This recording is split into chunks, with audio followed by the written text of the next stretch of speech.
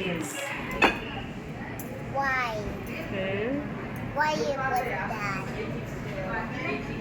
Why you need to put that, Mommy? So yum and sour.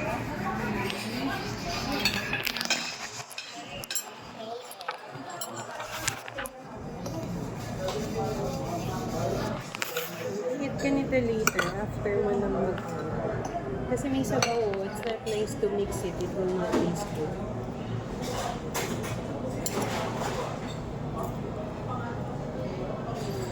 Mommy, why before like before?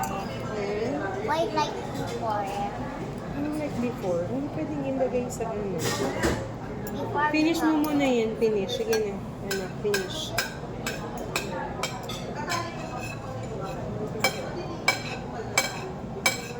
Kaya, huwag iingay ang spoon and fork. Hindi nice. Ano.